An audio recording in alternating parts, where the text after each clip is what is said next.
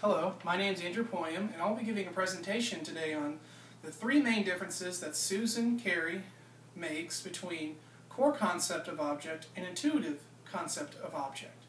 The three main differences that she makes are what types of information these two concepts rely upon, what capacity for said objects we have in respects to these concepts, and what defines an object's cessation or its existence to us as the three main things that separate core from intuitive.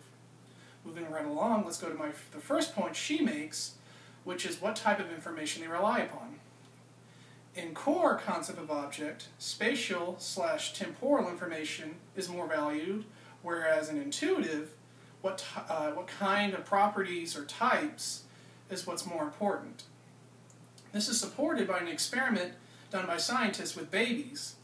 And what they did is they would put a baby in front of a box and they would pull out a blue cylinder, put that blue cylinder back in, then they would pull out a red cube and put it back in. And this whole time the baby saw both. And when the experimenter lets the baby have the box, the baby would reach the hand in and pull out one of the objects and then just play with that and would never try to look for the second object. This is because in young babies they rely upon spatial/temporal information. They only saw one of the objects one at a time, so they only thought, oh, there only must be one because they only ever saw it once, and that's the information they valued. Now, if you give this baby a few months to mature, suddenly when you do the same experiment, where you pull out a blue cylinder, put it back in, and then a red cube, and put it back in, the baby goes, aha, I'm valuing the property or kinds information instead because there's a blue thing and there's a red thing. They're no longer relying upon when they saw it, but rather what the property of those objects had, so then they reach in and they get two. So with this first point supported, we move on into the second point, which is what capacity we have for these objects. Now then, Carey says in core concept of object, we only have a maximum capacity for 4 objects, whereas in intuitive, we have a theoretical infinite amount of objects we can remember.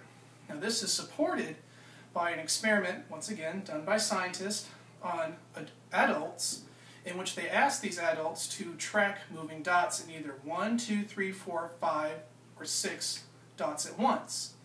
And what the experimenters found is that adults could not track beyond 4 objects. So you ask them to track 5 or 6, and they would be lucky to get 1 or any of the positions correct after the time had elapsed. So this seems to support that there's we can only ever track 4, or we have the capacity for only 4 objects.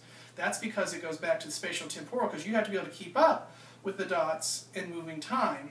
Whereas in intuitive, we value, again, the property kinds of objects. That way, let's take the example of a bookshelf that I have over here. I have probably about 100 books on there, and you could probably remember each one of those books individually and keep up with them because they all have different colors or printing on them. They have different kinds of properties to define them, which is much easier than keeping up with something in space and time, or real time having to keep up with it. So once again, with this claim supported, we move on to the final and third one, which is what defines an object's cessation or its existence to us. In core concept of object, objects, again, rely upon spatial, temporal information.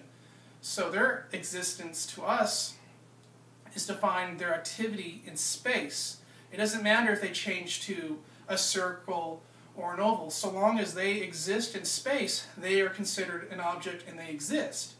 And then if they were to deflate and disappear, their object has ceased to exist because we can no longer keep track of that object. It is gone.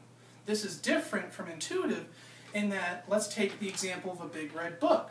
If someone took a big red book outside of the room, its cessation or existence has not ended because it has, or what we rely upon is properties or kind information. I know that big red book, it's outside of the room somewhere. I don't know where, but it's there. And if someone were to bring that big red book in, I could think, okay, these are the properties that the big red book had. And I could know it's the same big red book or not.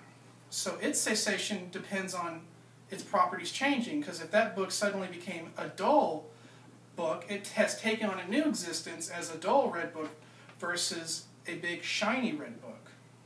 So those are the three main distinctions that Susan Carey makes between core concept of object and intuitive concept of object. I hope this presentation was very informal and you all have learned something today. Thank you very much, and I hope you have a good day.